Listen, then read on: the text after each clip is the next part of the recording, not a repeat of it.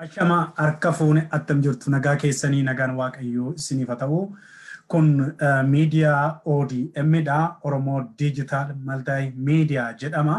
As magaalaa Cambridge keessa biyya Ameerikaa keessa kallattumaan kan darbu miidiyaa haqaa, miidiyaa bilisaa, miidiyaa nama tokko ammoo miidiyaa nama baay'ee. Miidiyaa nama tokkooti maaliif jenna? Itti gaafatamummaan isaa kan beekanii, waan dubbatamu, waan xiinxalamu, waan saaxilamu hundumaaf gaafatamaan ana waan ta'eef. Nagaa hin daganne ammas attam jirtu. Koronaan kun akkam isinitti jira? Koronaan kun egaa bineensa hamtuu, bineensa jabduu yeroo ammaa kana gadi nutti gadhiifamtedha. Bineensattii kana yoo Rabbi jedhe, yoo Waaqayyo jedhe irra aannaa. Bineensattii kana egaa Waaqayyo bineensa hamaatti gadhiisee saba keenyarraa haa balleessu. Sabni keenya kana dandamachuu hin danda'u. Kun addunyaa sodaachisaa jira. Akkuma warri suuraa kaasan akka itti kaasanii nutti argisiisan, akka ittiin somba namaatti nam'itee qilleensa nama dhorkiti. Waaqayyo ishee haa balleessu. Mata duree irraa hin kaanne. Mata dureen dubbiin koo har'aa waa'een jibbiinsa abbaa qabeenyaa Oromoo obbo Dinquu Dayyaas icciitiinsaa maalirraa ka'a kan jedhu mata duree dubbii kooti. Sanarraa wal qabsiisee waan baay'een tuttuquuf yaalaa. Daqiiqaa muraasa gidduutti garuu waa baay'ee akka kanarraa barattanii abdii guutuun qabaa. Akkuma isiniin jedhee miidiyaan kun addummaansaa miidiyaa bilisaatii eenyuyyuu dhufee irratti haasa'uu hin danda'a. Miidiyaa bilisa isinii ijaaramedha.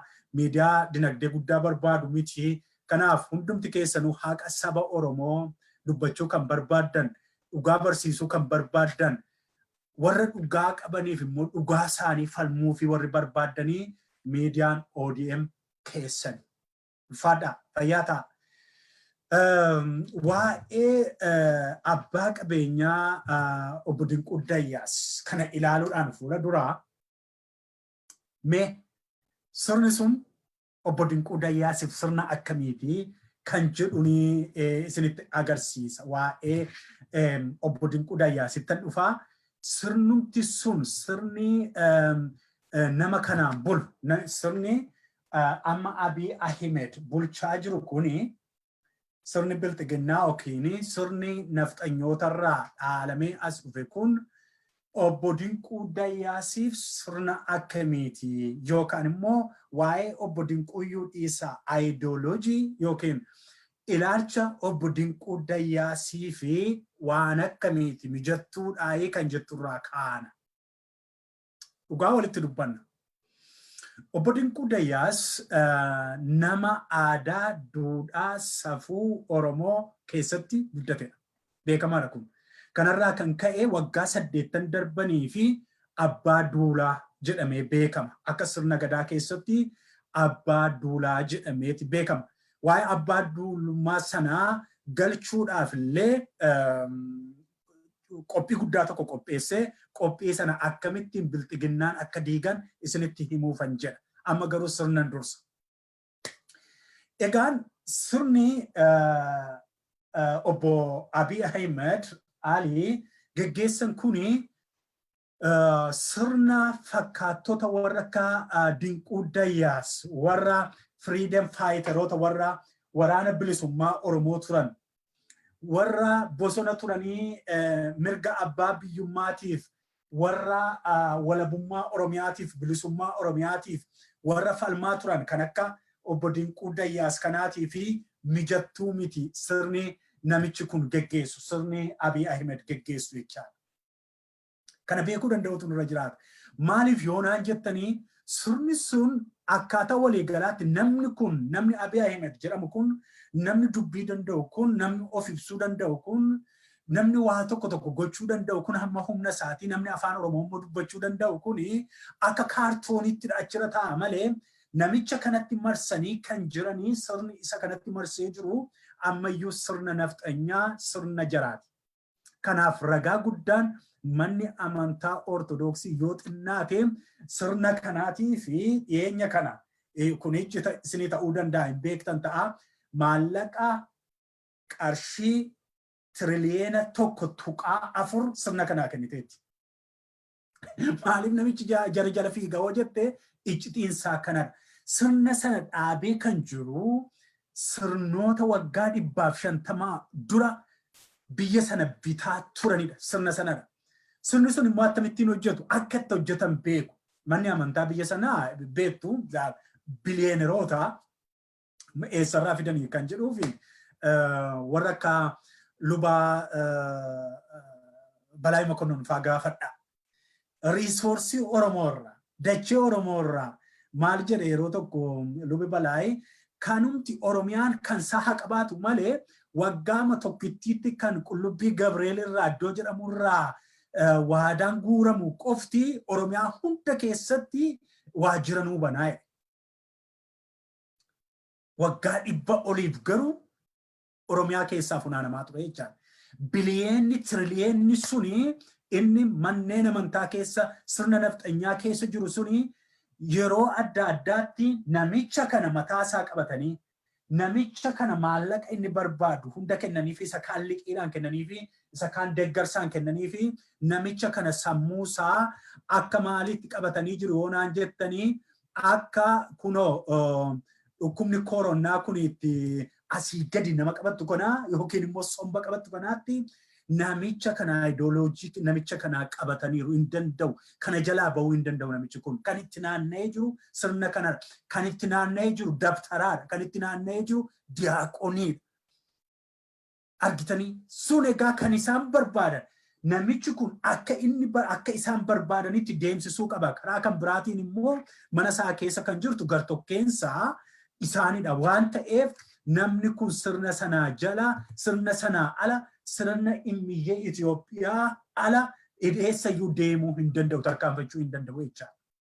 Kanaafuu sirni kun sirni namicha kanaan hoogganamu sirni nafxanyootaan hoogganamu sirni dabtarootaaf diyaaqonnootaan kan Oromoo ijaan arguu hin jaallanne Oromummaa ijaan arguu hin jaallanne sabboonummaa ijaan arguu hin jaallanne qabsaa'ota ijaan arguu hin jaallanne afaaniif aadaa Oromoo ijaan arguu hin jaallanne kuni namicha Dinquu Dayyaas jedhamu kanaaf hin mijataa'ii yoo ati jette atiyyuu deebii quubsaa naalaattaa completely absolutely hin mijatuuf. Jibbiinsi dhiyeenya kana Dinquu Dayyaas irratti jalqabee dubbii ishee iccinne walitti bu'iinsa loltaa obbo Dinquu Dayyaasii fi warra Bilxiginnaa kana eessarraa kan ka'ee kan jedhuu fi irreechaan fuula dura qophiin tokko galma miliyeenemiitti qophooftee turte.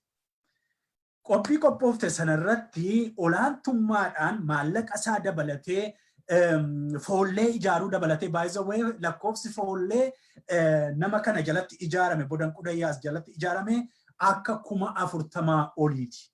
Dargaggoota nageenya qaban nagaa qaban naannoo isaanii tiksan dargaggoota nagaa qawwee utuu hin taane kan isaan qabatan nagaadhaan namoota tasgabbeessan maal godhan namni kun abbaan qabeenyaa kun maallaqa isaatiin Oromiyaa haa tasgabbeessanii jedhee yeroo jijjiiramaa sana nageenya naannaa keenyatti nuuf buusan jedhee kan inni ijaare isa kana qofa miti foollee 40,000 ol qofa miti abbaan duulaa 150 illee nama kana jala jiru. Isa kana iccitiisaa tokko tokkoon guyyaa biraan itti deebi'a. Haa ta'u malee yeroo qophiin tokko galma miliyeenemiitti yeroodhuma akkas jijjiirama maaloo jedhamu kana afarsuun ture kana galma miliyeenemiitti qophaa'e. Gaafa inni qophaa'u kan namni kun hundaa danda'ee qopheessee abbaan qabeenyaa kuni maal godhu seetani warri akka Shimallis Abdiisaa fi warri akka Taakkelee Uumaa wanta sana rukutanii jecha.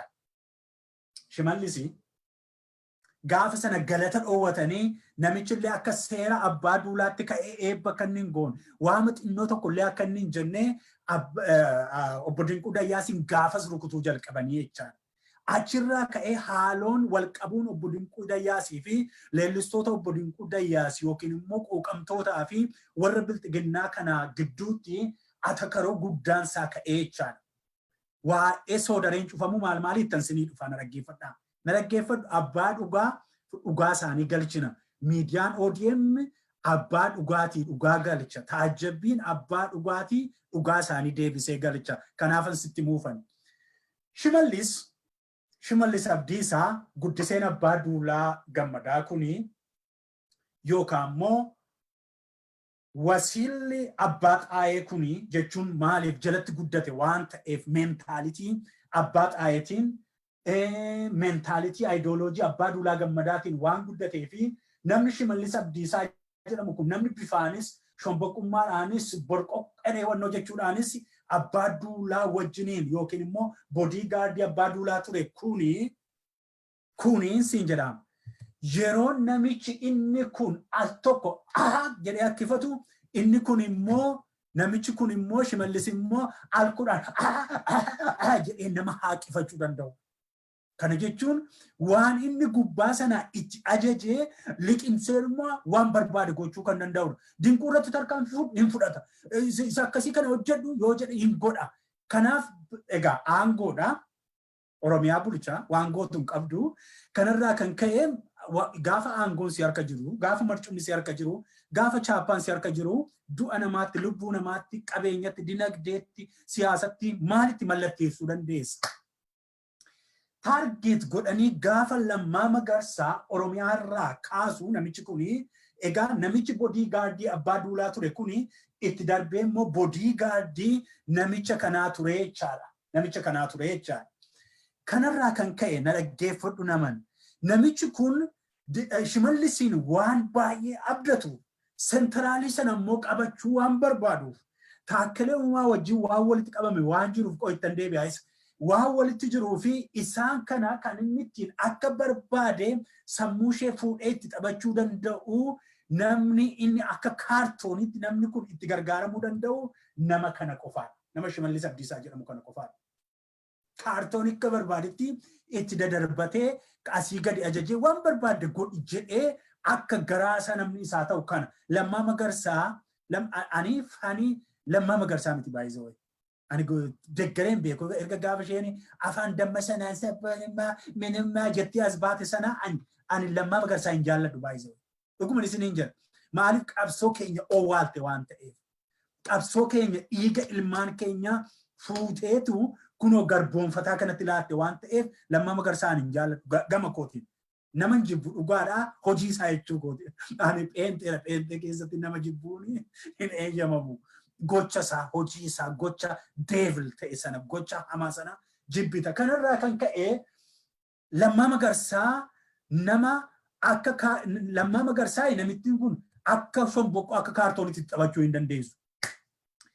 Akka carraa ta'e dhiifama naa godhaati namoonni gara Wallaggaa sanatti dhalatanii miciree wayii qabu.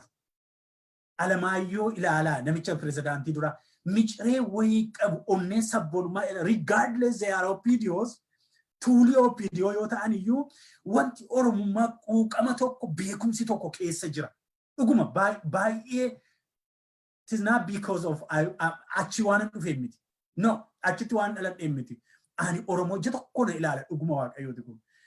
Ilaala namni kun Lammaa Magarsaa akka garaashee darbachuu hin dandeessu akka kubbaa. Sababiinsa Lammaa Magarsaa nama independently yaaduu dandeessudha waan ta'eef. Akkuma namicha Alamaayyoo duraa sana Mallasaan akka dandeessee itti taphachuu hin dandeenye. Namicha pirezidaantii duraa sana namicha sabboonaa sana. Kanarraa kan ka'e shira qopheessanii summiitti naqanii qaagodhanii biyya lafaarraa kaasan. Lammaa kana waanuma nuyi kunoo namni faawwacuu fi sodaatte malee namni namichi kana dabalatee Lammaa Magarsaa qilee buusu yookiin summii yookiin rasaasa obaasee ajjeesu namicha kanaa fi namicha kanadha. Dhugaama isaan sitti hima maali walitti himnee wannoo jenna. Maaliif quuqama xiqqoo of keessaa qabdi ijoolleen goda sanatti bishaattee dhuftee OPDO keessatti yoo guddattu malee Oromummaa irratti jaboodha. Kanaaf Shimallis kuni obbo Dinquu Dayyaasiin erga qabee egaa maal godhe egaa ajajaa Abiy Ahmed irraa fudhata waan ta'eef obbo Dinquu Dayyaas immoo nama Oromoo biratti baay'ee jaallatamu waan ta'eef ijoollee Oromoo baay'ee barsiise waan ta'eef namoota immoo akka Abbaayyeessaa jedhuun waan ta'eef iddoo argametti waan dirmatuuf namni kuni nama jabaa immoo Abiy Ahmed yeroo ammaa kana keessatti amala Jawaar Mohammed gara jalqabaa tokko qabdi namittiin kun. Nama xinnoo jabaa ka'aa jiru yookiin attenshinii uummataa argate of biratti hin jaallattu namittiin kun. Kanaafi amma waa'ee koronaa vaayirasii isatu gabaasuu qaba, waa'ee maammataa isatu gabaasuu qaba. Namni kan biraan as bahuu hin danda'u gaa amma namni sooshaal miidiyaa isadha, namni maal jedhu isadha ofii mul'achuu barbaada. Nam tokkittiin namicha kana dura dhufee haguuguu barbaannaan namni kun rukutti. Baay'isa waa'ee iccitaa jeneraalota maalota naannoowwan dhumanii guyyaa biraan itti deebi'a. Eessarraa ka'aa iccinnisaa kan jedhu maybe kana booda ODM bakka qabuusa waan ta'eef iccita buusa amma barreesses dadhabanii amma kana booda miidiyaadhaananii waan jiru hundumaa ifa godhan. Ilaalaa gaa. Egaa namicha kana qofa miti gaa amma gaa waan sentraalii keenyatti yookiin naannoo giddu galaatti hojjetamaa jiru keessaa wanta si argisiisu tokko nan qaba. Wanta si argisiisu keessaa kan akka tuuliitti namichi kun itti gargaaramu yookiin Abiy Ahmed itti gargaaramu keessaa immoo tokko namicha kanadha. Namicha Taakele Uumaa jedhan kanadha. Namicha Taakele Uumaa jedhan kanadha. Taakele Uumaa baay'ee tokko Taakele Uumaa amma biliyeenerii lafa gurgurattee maal goote eeggadda dhiyooma kana torban lamaan kana as DC ture. DCtti hoteela isaatti namni itti dhufes jira. Maqaa dubara dhuftees nan dhaa. Obbo Taakele obsee beektee sa'aatii akkamii akka isheen si bira dhufte beektee achi immoo ati biyya galtee tikkeetti kuttee akka ati ergitee fi akka isheen biyya dhufte beekta miti. Gaafa itti dubbatte immoo ati mucaa eessaa teettee miti. Everything harka taajabbii gaga'u ati kashalabbeedha. Sagaagaltuu baay'ee sagaagaltuu gadhe. Dhugaan siin jedha durii ka'e ansa torban lamaan sitti hoolessa durii ka'e immaa viidiyoon bareechee si hojjedha. Maqaa ijoollee dubaraa wajjin maqaa isaanii dha'ee suuraa isaaniis akkuma kana fidee as biratti kaa'e. Hin dhiisu dhugaatu babbadaa jira waan ta'eef kana booda mataa keessa nan falata. Iccitiin mana taajabbii jiru amma gadi yaa'a. Egaan namni kun nama Shimallis jedhamu kanaa wajjiniini ijaan argaa Dinquu Dayyaasiin jibbaneessa. Waan Dinquun godhu maaliifi qabsaa'ota gargaaruu jalqabee warra sabboontota caccaban kanaa warra qabsoo keessatti caccaban kanaa barattoota 400 ol dhiyoo kana yuunivarsiitiidhaa mootummaan kun riijekti godhee walitti qabu funaanuu jalqabe waan ta'eef kan isaan gochuu qaban namicha kana qaa godhanii gad deebisuu. Namicha Oromoon kun qabdu kana magaa ilaali abbaa qabeenyaa baay'een qabnu ishee kana gaa isa kana gaa irratti waan inni qabu cufanii akka inni sochoone godhanii aangoo qabu ka paaworiin aangoo siyaasaa qabaan nambar akka abbaa barbaadde asii gadi gaggalagalchitee itti taphatta waan ta'eef nama kanatti kanaaf duulaa jiru jechaadha. Naawwadhu. Waa'ee Taakkalaa Uumaatti bantiitti yoon sii deebi'ee Taakkalaanii baay'isawee Taakkalaa Uumaa bantii ijoollee giddu galaa buruksee dubbadhuu gaama. Namoota 460 oliif kan ta'an ijoollee Amboof naannoo Ambootti ijaaramaniif kondominiyeemiin kennee kan ammoo hin gaabbu bor immoo isaan mattan deebi'aa jette Taakkala. Nama atitti jettee wajjin asitti hima. Dhuguma kennitees ijoolleenis si galateeffataniiru. Ijoollee Amboo koo dhiisiitii ijoollee eessaafuu naa kenni ani rakkoo sanaa hin qabu. Wanti guddaan garuu ijoollee naannoo biraatti dhalatan immoo taargeetii gochisiiste. Hirrukuchiiste obbo Taakkalee Uumaa lafa baay'ee gurgurte korraapshinii baay'ee guddaa hojjette. You are one of the billionaire. Ati mataan keeyyuu Dinquu hin caaltaa Oromoo gargaaraa hin jirtu malee. Qabeenyaadhaan lafa Oromoo hin daakte itti taphatte. Habashoota itti gurgursiiste eenyumattuu gadi eenyu caalaa you are the most corrupted person amma yeroo ammaa kanatti ati obbo Taakkalee Uumaa. Siigalee kanarraa kan ka'eeni nama Oromoo jaallatu nama Oromoo gargaaru kana nama Oromoo falkanii guyyaa waan danda'uun godhu kana Dinquu Dayyaas perfectidha jechuu komiti. Nama kana kan isin siyaasa rukuttaniif kanadha. Ilaami namni ati itti fayyadamtee obbo Taakkalee Uumaa akka meeshaatti itti gargaaramtee qabatte waa'ee damballaa isa sekuriitiitti tan dhufa. Hojii keessan maalii keessan hundumaa namni ati artistoota ati qabatte keessumattuu akkaataa ati itti mucaa kana qabatte akkaataa ati itti Hacaaluu Hundeessaa qabattee afaan qabsiistan baay'ee tokko nama ajaa'iba. Hacaaluun amma miliyeenerii qofa miti biliyeenerii. waa'ee lafaa amma kan artistoota coordinate godhee warra akka Caalaa Bultumeefaa ijoollee kanaaf Galaanaa Gaaromsaa fa'aa mana kennisiisee lafa kennisiisee makiinaa kennisiisee ijaarsisee maal godhee mucaa kanadha. Mucaan kun gadi ba'ee dubbachuu hin danda'u.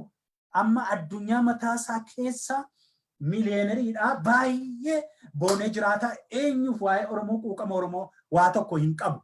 Even yoo ati waa'ee namoota ijoollee kanammoo kan godhe immoo namicha kanadha. Kanatu ijaare. Yeroo jalqabaaf namoota kana naannoo Tuulamaatti ijaaramaa shaneerraa of eegaa shaneeni kan warra akkasiiti. Abaawwan warri jedhamtu kan warra Wallaggaati. Kan warra maaliitii iddoo jirtutti of keessaa baasaa mana illee ittiin kireessinaa ofitti hin butiinaa jarri summiidhaa jarri waggaa dheeraadhaaf waggaa 40-50 fi ilmaan Tuulamaa ofitti butuu didde jechuudhaan warra akka Biraanuu Leenjisoo fa'aa biyya alaadhaa waammachuudhaan namoota adda addaa warra akka Garasuu Tufaafaa eenyuun baay'eedha isaan walitti guuruudhaan qindeeffama gurbaa kanaa jalaatti walitti fiduudhaan riisoorsii naannoo Tuulamaa jiru naannoo Finfinnee jiru hundumaa gara ijoollee kanaatti galagalchuudhaan ilmoon Wallaggaa ilmoon iddoo biraa mana kireeffatteellee akka hin jiraanne kan gochaa jiran artistoota warra kana ijaaramanii naannoo keessan qulqulleessaa warra iddoo biraatti dhuftee as kireeffattu as barattu hunda of gidduudhaa baasaa warra shaneen as ergitee loltoota waboottee basaastota maaloo gara Buraayyuu Sabbataa maaloo Finfinnee keessa jirtu adamsiisanii namichicha sekuriitii sanatti kan kennan ilmaan warra kanadha. Warra kanadha. Ijaaramanii ijaarsisuudhaan ijoollee of jalatti gaangisteroota ijaarsisuudhaanii namoota guyyaadhaa guyyaatti hidhaatti funaanamaa kan jiran ijoolleen har'uma Wallaggarraa achi waraana baqatanii du'a lubbuu isaanii baafachuuf dhufanii yoo Buraayyuu buufatanii kan isin ajaa'ibu guyyaa lammaffaatti namni jala bu'ee kan mana hidhaatti kennisiisu ijaarsa ijoolleen kun ijaaranidha. Ijaarsa ijoolleen kun ijaaramanidha. Ijaarsa kana immoo warra kanatu ijaarsise. Warra kana abdatu namni argitee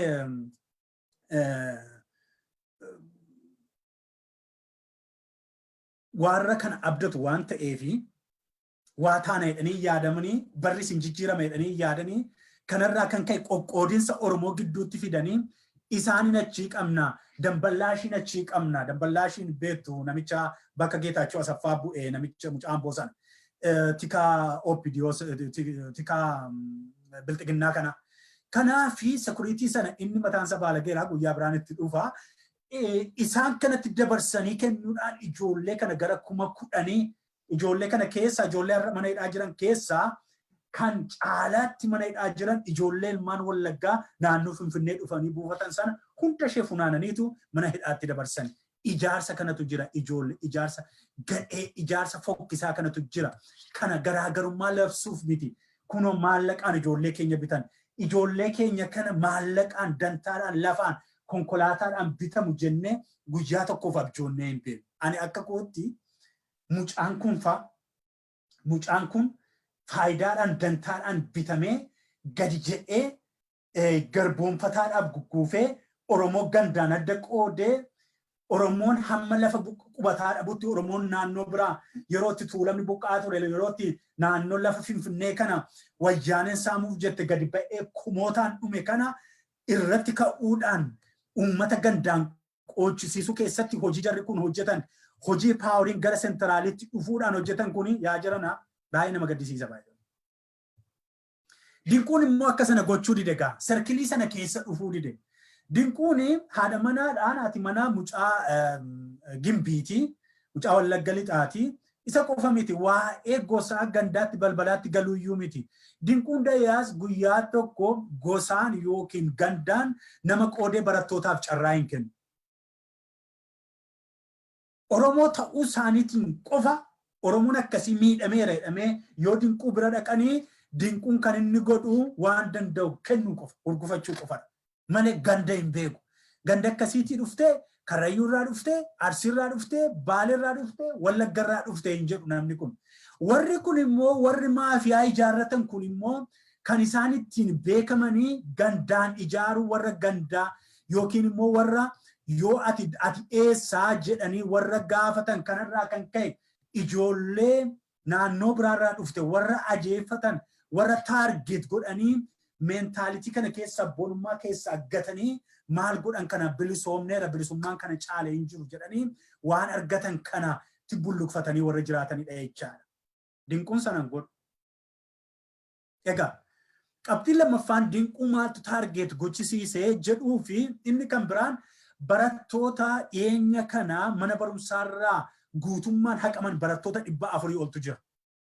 Finfinnee keessa yoo yaadattu taatanii maxxansaa turre barattoonni kun dhufaniitu mooraa adda bilisummaa Oromoo shumanni qabu keessa abbaa biraa hin qabnu abbaan keenya suma jedhanii achitti gomoddanii barattoonni kun dhaqanii achitti rafanii achitti walitti ga'anii dhaabni kun silaa ofiisaa iyyuu ofirratti hirkataa abaan kun waan nyaachisu hin qabu kan inni qabu uummanni gadi ba'ee laaqanaa si cirees waan qabu nyaachisee namichi kun garuu waan danda'uun barumsa isaanii fuudhee barumsa isaatti yuunivarsiitii isaatti tola galchee waan danda'uunis immoo hin gargaaree waan hundumaa gargaara. Gaafa kana jarri kun alana baddu baasa diinummaadhaan kaa'e. Waan dinquun godhu kun isaan dhukkubse.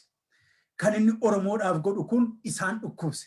Sababiinsa barattoota qaqaalii sana homaan been ilmaan haadha hiyyeessaa keessumattuu persentii 80 ol ta'uu danda'u warri ijoollee Wallaggaati. Ijoolleen kun yuunivarsiitii irraas egaa kan qindaa'ee yoo Wallagga ta'an mana barumsaa irraa haa ari'amanidha waan ta'eef.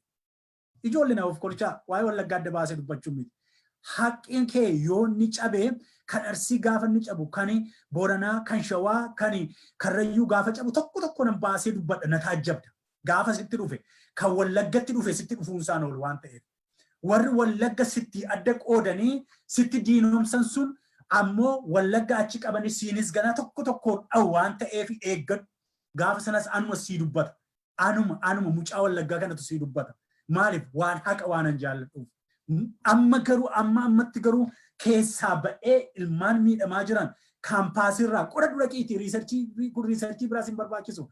Interviyuu duuba deebi'aa ilaalaa. Akkaataa akkasiitiin namni kun walitti sassaabee abbaa ta'ee fi ijoollee iddootti galan hin qabne yoo Wallaggatti gadi deemanii achitti raayyaan ittisa biyyaa rasaasa loggomatee eeggataa jira barattoota kana. Kanarraa kan ka'e abdiin qaban waan ta'eef mucaa tokko interviyuu ta'eera sagaleen qeerroo bilisummaa Oromoo yoon galeessi anama maatiitti galu hin qabu jedhe miilla hin qabu jedhe narviin dhukkubsadhaa jedhe kanaaf hooree waggaa ani 3.85 qaba yuunivarsiitii Jimmaatii jedhe waggaa eebbifamaa dhumaatii jedhe eessa naqalee bakkeema kanarran ciisaa jedhe Finfinnee.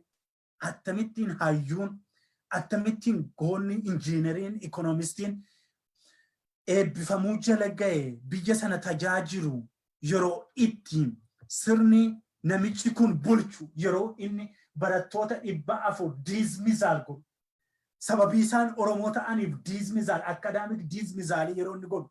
Namichi kun immoo yeroo inni walitti funaanee na qabdooti kottaa hin tuffatinaa kolleejjii koo baradhaa jedhee yeroo inni itti abbaa ta'uufiif jiru kana maaliif taata ijoolleen kun karaatti dhumtu hada guugamtu beeloftee dhumtu barumsa malee caccabdee haa baddu jedhanii yeroo isaanitti namicha kana doorsisanidha. Iccitiin Bilxiginnaan Dinquu Dayyaasiin taargeet gootee hamma soodaree cufuutti hamma maalitti goote kun hamma doorsisuutti hamma maalitti isa jala tikkasaa jalaa ajjeesuun iccitiinsaa kanadha. Iccitii lammaffaan kanadha. Si galaa jiraa laata? So amma gaa kana qofa miti namni kun amma obbo Dinquu Dayyaas waaqa miti. Ilma waaqaa miti kan perfektii ta'u. Biizinesii keessa hojii keessa namni hojjetu waan baay'ee nama dhuunfaa walitti bu'uu danda'a. Mootummaadhaan walitti bu'uu danda'a. Nama hamma kana biizinesii yuunivarsiitii maalii miidiyaa hamma kana sochoosu dhiisiiti. Namni maatii tokko maatii lama bushuyyuu koomunitii tokko namni bushuyyuu koomunitii keessa nama baay'eedhaan walitti bu'uu ni danda'a. Namni hojjetu immoo inni inaaftotas qaba. Dinquun kanaa alan ta'u. Sababii inni hojjetatuuf Oromoon itti inaafus kumaatama. Innis immoo dorgomee bahuudhaaf warra kan biraa wajjin kompiitii gochuudhaan inaafuu danda'a. Kun reyaalitii addunyaan kun baattu. Haa ta'u malee namni kun maal hojjete Oromoodhaaf jennee tokko tokkoon haqa isaa galchuufii danda'u nurra jira. Tokko. Egaa miidiyaadhaan dubbachaa jira waan ta'eef miidiyaadhaan hin jalqabu. OBS. Abbaan OBS eenyudha? Obbo Dinquu Dayyaasidha. Maallaqa Oromoo irraa funaanee saatilaayitii ittiin dabarsa miti. Dubbiloota koo kennitaniifi beektu? No.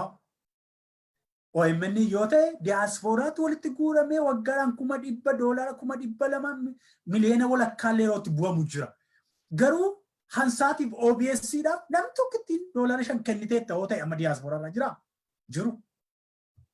Garuu miidiyaa aadaa seenaa namichi maal jedheera durumaa sirni sun isaaf hin taatu inni nama aadaa sirna gadaa sirna aadaa waaqeffannaa duudhaa safuu nama akkasii keessatti waan guddateef Oromoo Oromummaa sabboonummaa foolii akkasii keessatti nama guddate waan ta'eef sanaafis immoo waboota illee bara chaartaraa keessaa warra akka Jaalgalaasaa Dilboofaa faana Ayyuu Dureefaa faana warra qabsaa ture waan ta'eefi namichi kun OBS'n as baheetu ijoollee warri wayyaanee yookiin immoo ijoollee warri kun ari'atanii gaazexeessitoota 17 olii miidiyaa isaatti fidee miidiyaa ijaareefiitu isin gaazexeessitoota miti gaazexeessummaa barbaaddu miti kottaa hojjedhaa kunis miidiyaa deemaa dhaqaa seenaa aadaa safuu uummataa funaanaati uummata keessan barsiifadhaa jedhee.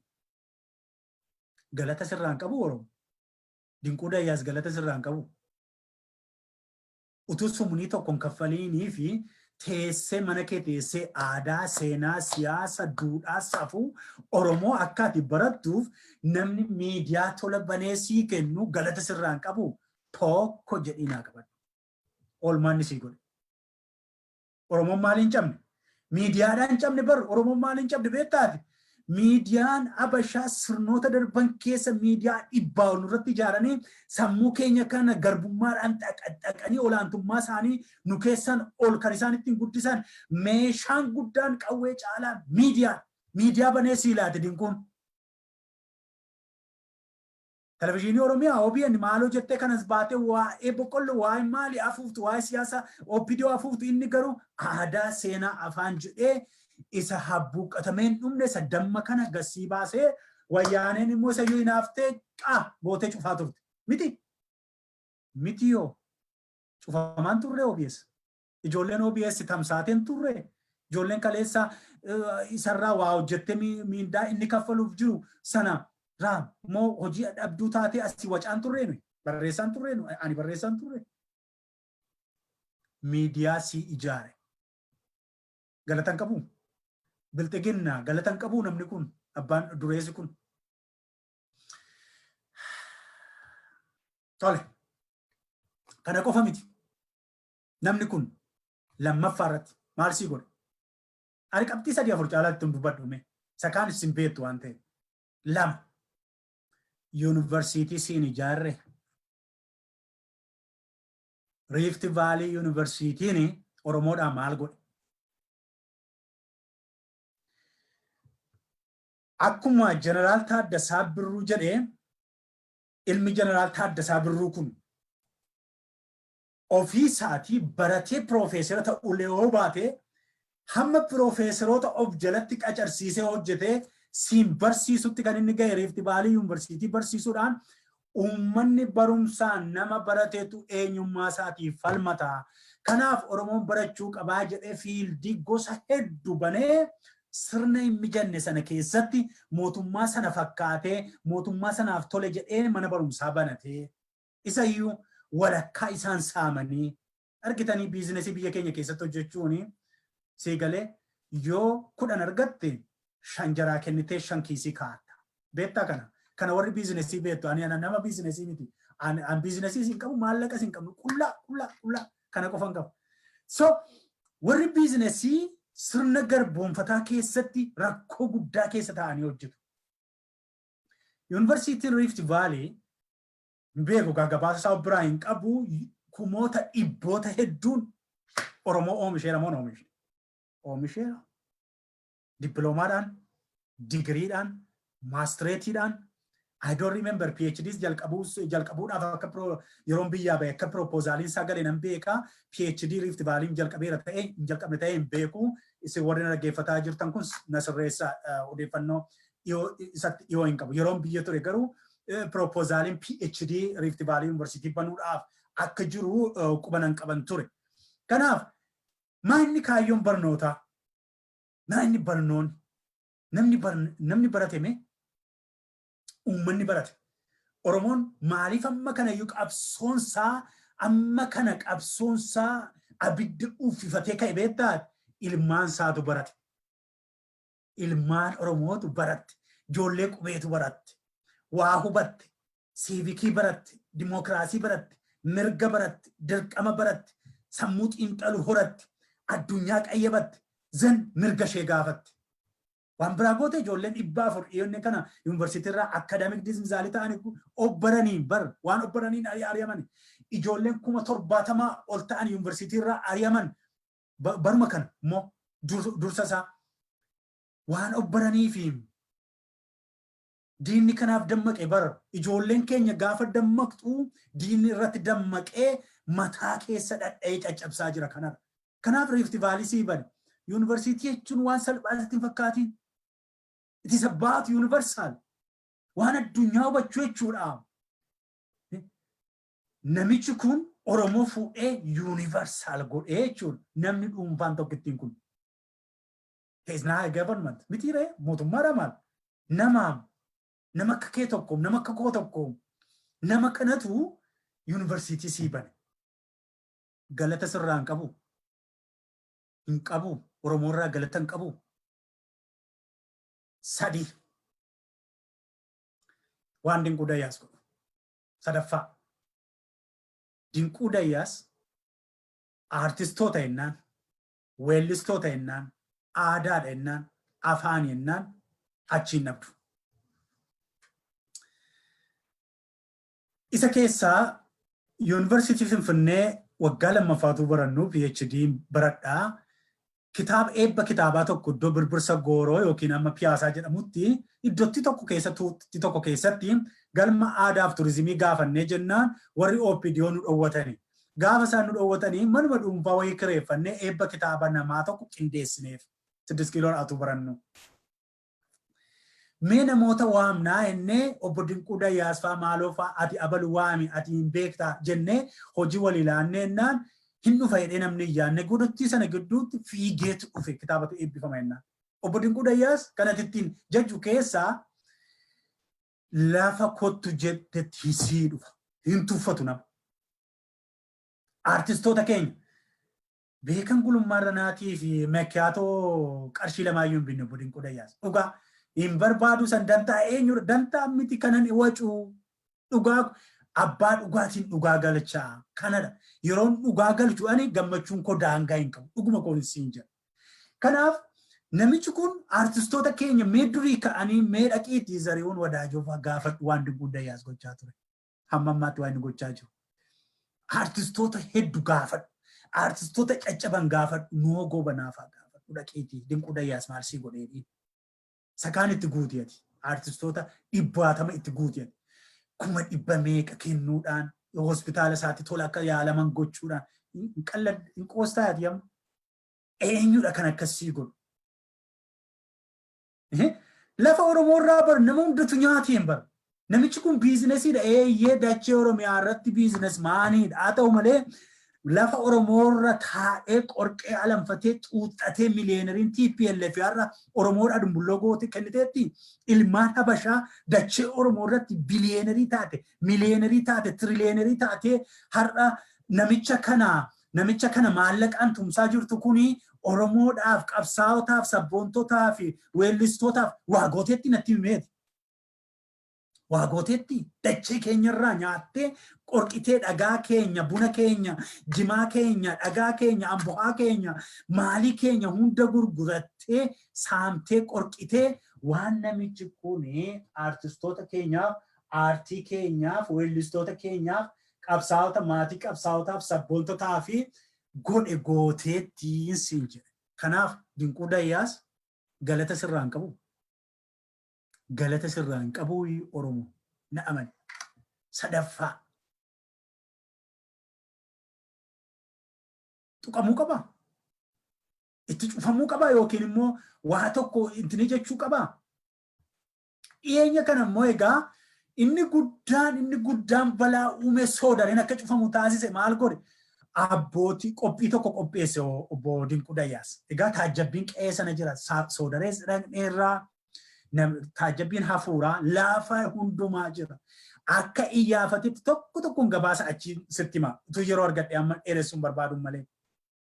Qophii guddaa tokko qopheesse. Abbaa Duulaa keessa waggaa 8 booda seera sirna gadaatti ofirraa jijjiiruu qabdaa. Obbo Dinquu Dayyaas Abbaa Duulaati. Kanaaf ofirraa isa geddaruudhaaf jedheetu abbootii gadaa hedduu fi kan isin ajaa'ibu namoota qabsaa'ota hedduu, namoota ciccimoo hedduu, namoota 6,000 ol waame soodareetti sirna qopheesse. Achirratti waan inni qopheessan sitti hima iccitan jalaa baasa. Iccita isaan jalaa baasa amma. Waan inni qopheesse namoota qabsoo Oromoo keessatti miidhama gurguddaa miidhaman warra akka haadha eebbisaa addunyaaf badhaasa. Ishee dubartittii mucaa ishee ajjeesanii irra taa'ee reeffarra jedhan isheefaa.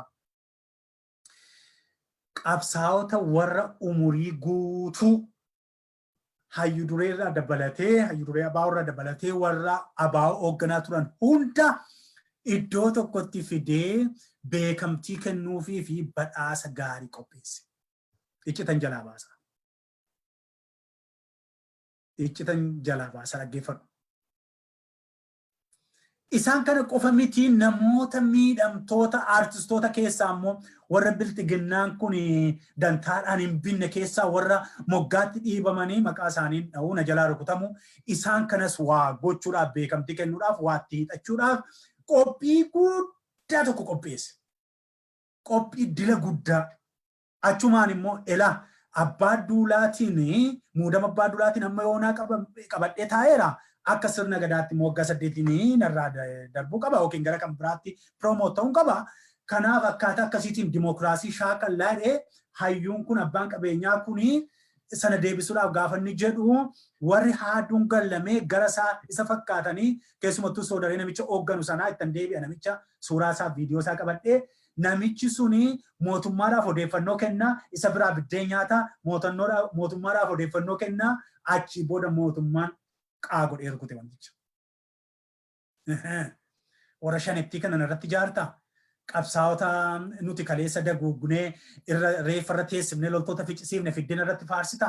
Miidiyaa na dura qabda maal goota qaagoonaan soodaree kee jinniin kee hin hojjetu jedhanii murtii siyaasaati irratti cufsiisan. Dinquu Dayyaas kan inni qopheesse kan inni eengadda hamma kanatti fuudhanii gadi akka inni diina ta'e tokkotti kan isaanitti warri keessumattuu ijoolleen ilmaan Bilxiginnaa kan isaanitti amma irratti ka'anii diinoonfatanii fi inni guddaan isa kanadha jechaadha. Isa kanadha. Basaastuun isa gidduu isa fakkaattee maal gootee hojjetu kun gidduu deemuudhaan warra akka Shimallis Abdiisaa kunii fi warra akka Taakkelee Uumaa kun qindeessaniitu egaa wanti kun akka inni hin taane irratti haaloo qabataniitu namichi kun akka inni rukutamu. Egaa akkuma beektani Taakkelee Uumaa adda miti yeroo dubbattu yeroo paablikii argattu baay'ee kashalabbeedha sagaagaltuudha dhugaadha kun waan dhugaadha yoo dubbadde waan tokko sodaadha. Ilaa amma kana booda beekan gulummaadhaan garaa kutateedha. Dhugaa dubbata. Waa tokko nan gootanii biyya dhufee muudama nan muudanii biyya kootis nan galaa ilaa waaqayyo biyya sanarratti dhufee nama na godha taanaanii tokko keetu dhayicha du'aatiin rukutamtee dhufteen an dhufee nan dhaabadha iddoo sana. Wanti na dhowwu hin jiru an nama waaqayyotti amanuudha waan ta'eef tokkoo keen sodaadha. Dhugaa namaa immoo pirezidaantii dheedhee xaqilaay ministeerii dheedhee biyya bulchi ta'edhee na ajjeesis ta'edhee na rukut ta'edhee nama natti bittee qaana goota jedhee waanan sodaadhu hin qabu. Waaqayyo isa waaqaan lafa uume waaqa abbaa dhugaan waaqessaa waaqni kun immoo yeroo hundumaatti kee beekan bulummaa irraati. Kanaaf haqa Oromoo nan dubbadha. Haqa kee gaafa ati haqa hojjettu haqa kee siifis nan dubbadha. Kijiba keessan garuu nan saaxila. Miidiyaa kana kanaafan ijaare. Miidiyaa kanaan maallaqa naa kennee eenyu keeyyuu hin kadhadhu. Waan tokko maallaqa hin qabu. Dandeettii garuu qaba. Dandeettii waaqayyo naa kenne qaba. Waa qindeessuu qaba. Waa hojjechuu nan qaba. Teknooloojii kana waaqa qollofee akkasitti haqa sabaa ifa baasuu nan danda'a. Showda kun ODM kana booda waan tokko isa gaddeebi'u miti miidiyaan kun kana booda waan taajjabbii jedhamu kunuuf waan miidiyaa jedhamu kun haqa saba Oromootiif hin dubbata. Kanaafi waan Dinquu Dayyaasii dubbadhee hin fixu dhugaan siin jira waan baay'ee inni Oromoodhaaf godhee baay'ee dubbadhee hin fixu. Gaafa inni Oromoo irratti waa balleesse immoo ana beekan gulummaadhanaatti gadi bahee saaxila. Abbaa qabeenyaa ta'ee qerbee tokko irra hin buusu. Abbaan qabeenyaa dhimma isaati. Oromoo kun haa gargaaran dhimma anaaf. Anaaf miti Oromoo haadha hiyyeessaa kufte sana gargaaraa jira. Ilmaan hiyyeessaa kufte sana gargaaraa jira namni kun. Barattoota koo qomoo koo ijoollee hiriyoota koo quxisuuwwan koo yuunivarsiitii irraa dabaan sirni bilxiginnaa kun ari'ate. Walitti qabee naa guddisaa jira. Kanaafan jaalala isaa qaba. Kanaafan kabaja kenneef. Nama kanaaf abbaa qabeenyummaa isaatiif miti waan inni eenyuun caaluuf miti waan inni haadha hiyyeessaa ol qabeefin waan inni aartistoota caccabde kana warra akka Ilfinesh Qannoofaa ol naa qabeefani qabsaa'ota waan inni naa hirkiseefani waan inni gatii dhiiga ilmaan Oromootti gatii kenneefani namni kun kanaafan isa kabaje inni kan bari sooressi Oromoo baay'een kee jirta ganaan tokko maqaa kee gadi dhaa. Kan miliyeenarii taate Finfinnees jirtu biyya alaa kanas kan jirtu kan buufattee jirtu Oromoodhaa waa tokko kan hin goone kan garuu dinquu irratti kaatu kan dinquu inaaftu sobduun kan immoo qabeenya isaarraa inni akka inni gadi cabu barbaadu Oromoo taate kanumti nama kana jibbitu tokko nan isiin immoo Oromoodhaaf waan ati goote dinagdee kee maalii wajjiniinani miidiyaa koorratti showuu koorratti fideetan si saaxila isiin immoo xiisxiin baalammata jetteennaan. Inaafaa dhuguma qabda innis inaafa ta'a garuu akka isaa waa xinnoo hojjedhuuti Oromoo naa gargaarii na agarsiise. Gaafa sana beekan gulummaa irra naa si faarsa. Eegalee kanaafi kanadha dhugaatu akkasitti babbadde waa Dinquu Dayyaasaa irratti dhugaan jirtu kana qofa miti ani waa xinnoo xinniyyoo tokkoon irraa dubbadhe malee namichi waan mul'ataa yeroo darbe isinii dubbadhe miti waan visible and invisible jettu tokko isinitti dubbadhe miti waan visible ta'eyyuu waan baay'ee hojjeteera waan invisible ta'e immoo wanta ani iyyuu asirratti dubbachuu hin barbaanne waan inni Oromoodhaa godhe immoo jira. Isheen kun immoo isa nyaachisu warra haadhee afaan itti banaa jiru kana liqimsiisu waan ta'eef asirratti tokko lama sadii dubbachuu nan barbaachisu. Garuu namichi ilma Oromooti gudeeda Oromoo keessaa ba'e. Oromoof yaada sabboonaa Oromooti waan eenyummaa kan mataa ofii isaatii qaba kan keessa jiraatu Oromummaa jaallata. Kanaafi nama akkasii kanaa haa gargaaru please. Haamilee taanuuf bilxiginnaan sirni kun hin caba hin darba sirni bilxiginnaa kun sirni mootummaa kun boriin darba namni Oromoodhaaf waa godhe garuu boollaa olitti maqaan isaa inuma jiraata. Namichi kun utuu jiraachuu baateeyyuu waan inni hammaadhaatti Oromoodhaaf godhe bara hundumaa inuma jiraata. Kanaafi Oromoodhaa gaafa waa gootu waan hedduu nu godhe yoo maallaqa hin qabdu ta'e akka koo kanayyuu bayitii dhugaa Oromoo dubbadhu hin darbee jiraata wanti nuyi goonu kun. Sinii galee kanaafi namni kun waan gaarii hojjeteeraati irratti hin duuliina irratti dhagaa hin duuliina dhagaa irratti roobsina yaa warra bilxiginnaa hin darba aangooni nama kana saamuudhaaf jettanii baay'ee qabeenyaa isaa baay'ee ilaa ammas ittan deebi'a. Qabeenya abbaa qabeenyaa warra siyaasaatu qixxee nyaata. Ittan deebi'a kana gaaf tokko. Warri siyaasaa maal gooti beektaa? Abbaa qabeenyaa kanaan hamma kana amma gashiyeettiin maal godharee hin gashamane. Abbootii qabeenyaa ka'anii mul'atanii dhabaman rukutamanii tasabadanii kadhattu ta'an beektu miti maqaa dhabu tarreessuu isin hawaasni biyya keessa jirtan baay'ee tarreessuu dandeessu. Maaliif dhaaman beektaati? Maaliif dhaani warri siyaasaa beektaati? Maaliif zeeroo godhanii kineessanii beektaati? Eeyyama ishee irratti cufanii dhaqanii doorsisanii maaliif tigni akka galee akkas godhe beektaati? Seekuriitootatu yeroo hundumaa 500,000 baankii gashii miliyoona 1 dafiinaa kenni jedhanii doorsisu beektooti kan. Kanaafi lakki siin kennu hin qabu warri jedhaman si argadhaa irree deebi'a warri siyaasaa. Siyaasaan biyya korraaptidii keessatti biyya hattuu keessatti biyya mootummaa hin qabne biyya Oromoon mootummaa keessatti hin qabne keessatti Oromoon abbaan qabeenyaa ba'uun waan cimaadha baay'isuu. Namichi kun akkaataa inni itti argaa iyyuu anaan na dhibanaa. Isa dhugaati na dhibanaa. Akkamitti akka inni kanarraa hafe maaliif wayyaaneen saamaa turte kaa qabeenya isaa baay'ee saamaa turte bara. Qixxee nyaatuun siin jedhama. Qixxee nyaatti wayyaaneen TPLF namicha kana hin cufti kaa. Kanaaf hin saamti, hin saammatti. Waan inni hojjetu, waan inni yuunivarsiitii irraa maalirraa hojjetatu biizinesii isaa warra siyaasaatu nyaata. Kun beekamaadha. Warri abbaa qabeenyaa kana sitti himu gaaf tokko bara barri darbe. Beekanutu hin taane isaanuu sitti himu.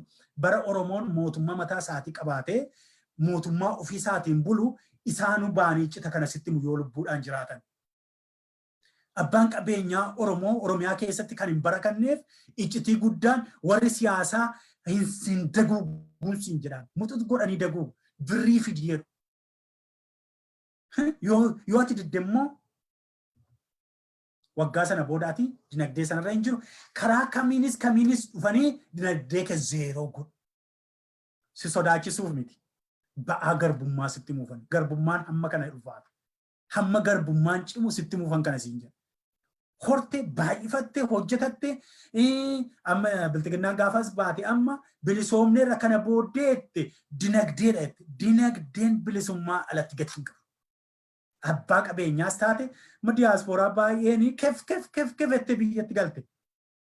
Dhaqxee hojiin hojjedhettee waajjira jalqabdee eeyyama baasaniif daftee bilxiginnaan eeyyama qilleensa irratti kenniteef miti. Miti warri ijaaramtanii galtan warra amma deebitan. Amma deebi'aniitu Ameerikaa kana keessa jiru. Wal ijaaraniitu bakka biizinesii Oromiyaa kontirool goona jedhaniitu bilisoomne jedhanii bilxiginnaadhaaf harka reebanii guguguguguu jedhaniitu galanii biyyatti. Ennaan gaafa dhaqanii waajjira dhaqanii qilleensa irratti eeyyama nan profit organizationii kennite bilxiginnaan achii booda siistemii keessa gaafa galuu dhaqanii siistemiin xaxaadha. Sarkiliin xaxaadha. Isa booda garatti keessaa baan dhabanii kun walakkaan dhufanii waamu. Walakkaan immoo cuma wannoo jechaa hin taaneef sirnichatu. Elaamee nama nana. Diyaaspooraa maallaqa xinnoo qabda miti. Biyya Oromiyaatti dhaqxee hojjechuu barbaadda miti. Saba kee gargaaruu barbaadda miti. Abbaa qabeenyaa ta'uu barbaadda miti. Dura rakkoo siyaasaa furii.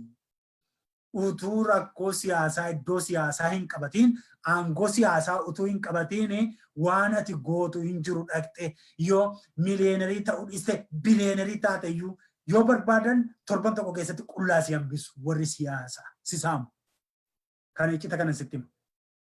Kana mannaa hiyyeessa akka beekan kana si wayyu ta'uu si wayyu.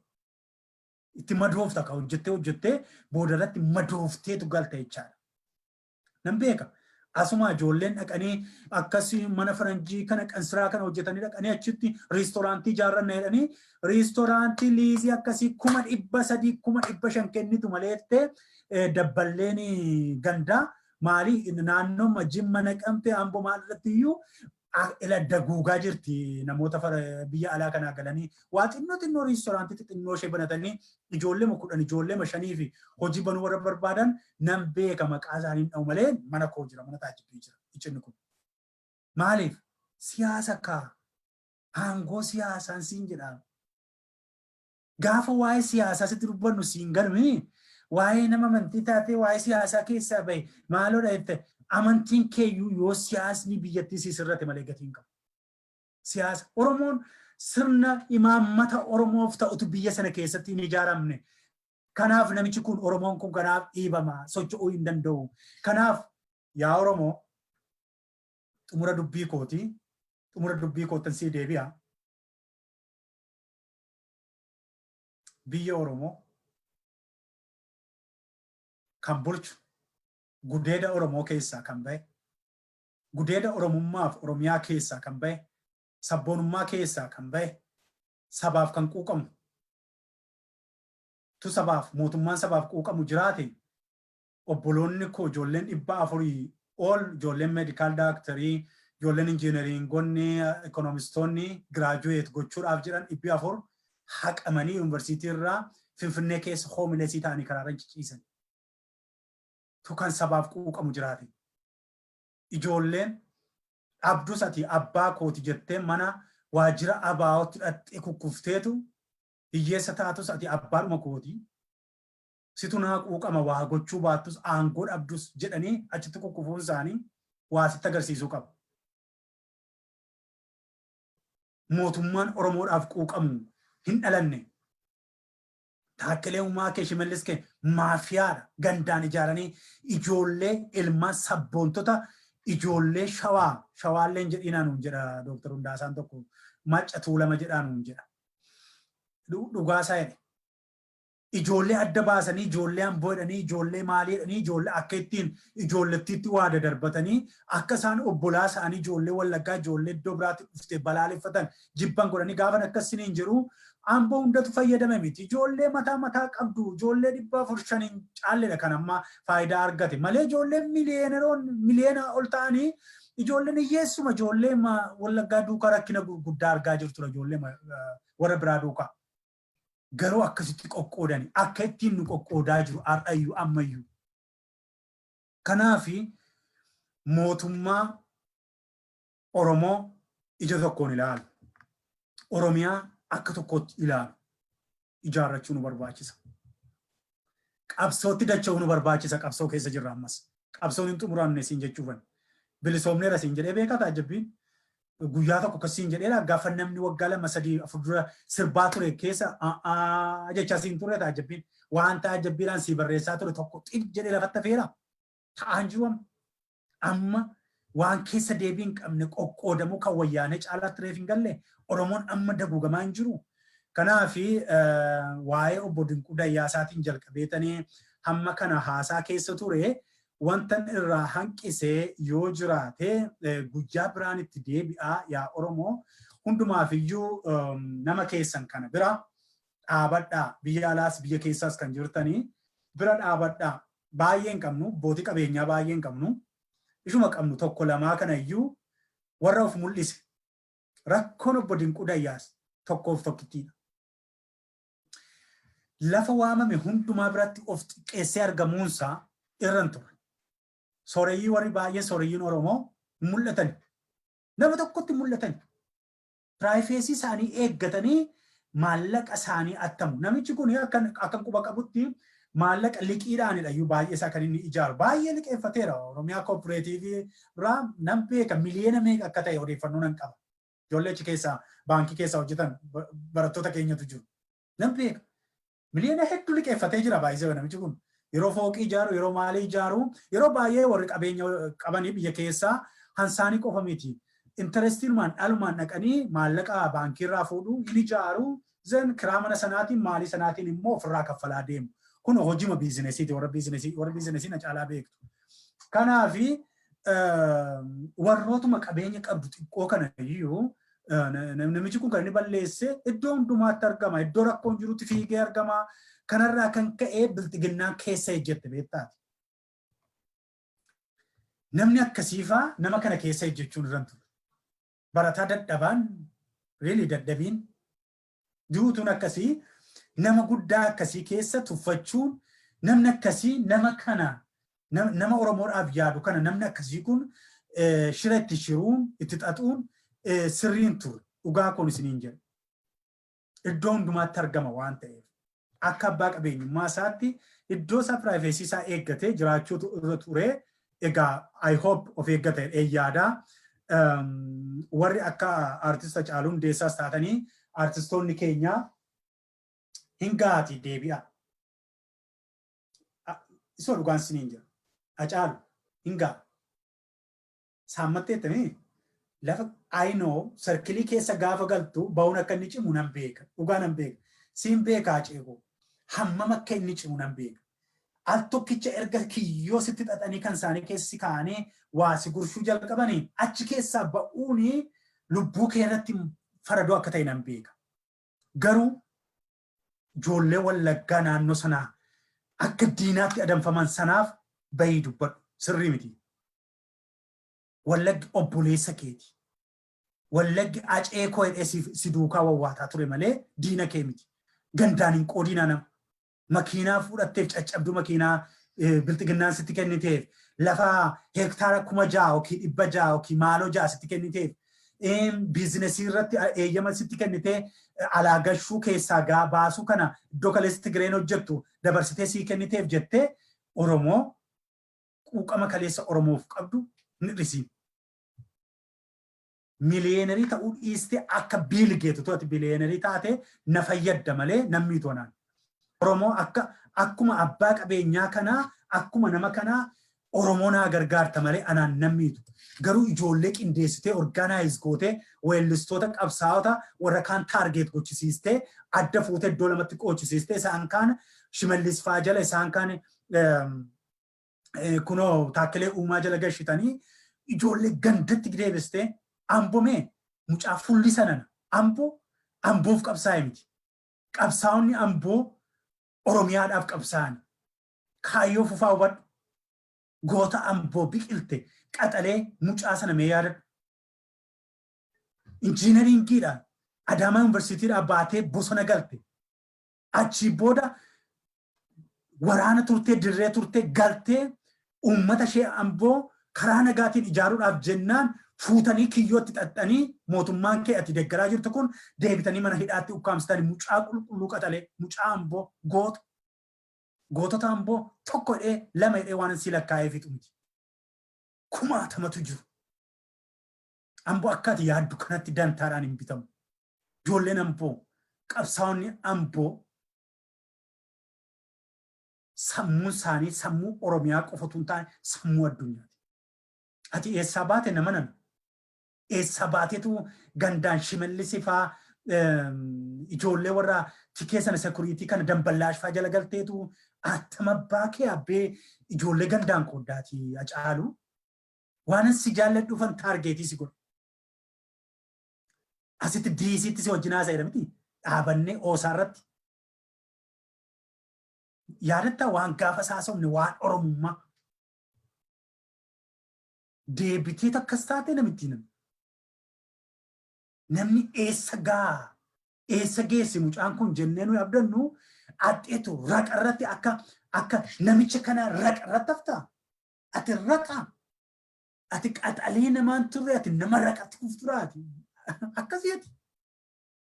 Kanaafi waan xuraa'ummaa kana keessaa naa bahi namittiin nanaa waan si jaalladhuuf waan umuriidhaanis natti sixu waan dargaggeessa taate waan ijoollee taateef. Kanaafan si gorfadhee ijoollee keenya gandaan lagaan qoodda taanaan kana booda immoo mana ati jalqabsiiste maaloo sana kaampaanota keessan walumatti qabeetanii ijoollee ergeetan taajjabbii neetwoorkii miilla kee jala mana kee keessaa qaba waan ta'eef waraabsiseetan showuu koo kanarratti Oromootti agarsiisa. Ilaa jedheetan ilaa waa'ee Hacaaluu Hundeessaa jedheetan tokkoon sitti agarsiisa. Biyya bilisaa keessan jira waa tokko nan gootu nan dhufas ijaanis sin argas. Guyyaa Waaqayyo jedhe injifannoodhaan nan dhufa. Oromoon immoo hin injifata. Waliin teenyees dhugaa Oromoo dubbachuuf jira guyyaa tokko. Yoo lubbuun jiraatte yoo lubbuun jiraadhe. Dhumarratti uummata koo jaallatamoo koronaa vaayirasiin kun egaa mata duree dubbii addunyaa kanaa ta'eera. Of naa eeggadhaa. Waaqayyo sinaa eegu of eeggadhaa. Oromoon Oromiyaan dhukkuba bala'amtuu kanarraa haftuu yaadu ammoo Waaqayyo kan isin dhugaadhaaf falmitan Waaqni dhugaa isin biraa dhaabatu isinirraa qabu dhukkuba kana. Kana isinii kadhadha. Isiniifan kadhadha. Kanuma Waaqayyoon isinii kadhadha. Waaqayyo immoo na dhagaa. Kanuma nan gochuu danda'a. Maallaqa qabaadhee miliyoona meeqa si ergee waan afaanitti diratan kana waan harkatti diratan kana waan ittiin bitee si ergu hin qabu ammaaf. Saba garuu siin dadammaaqsa saba ala kana jiru. warra tole jedhu warra maallaqa qabu. Waaqayyoon garuu siin kadhadha isa hundumaa danda'u. Sagalee garuu siin ta'a. Hamma onneen koo cituttiin sagalee sii ta'a. Siin dubbadha siin falma Oromoo koo. Kana waaqayyo sinaa eeguu fayyaa ta'aa ulfaadhaa qophii biraatiin amma walitti deebinutti nagaatti naa jiraadha Oromoo. Kun miidiyaa ODM magaalaa Cambridge biyya United States keessaa kan isinii darbaa ture kallattii Facebookiif YouTubeetiin ulfaadha.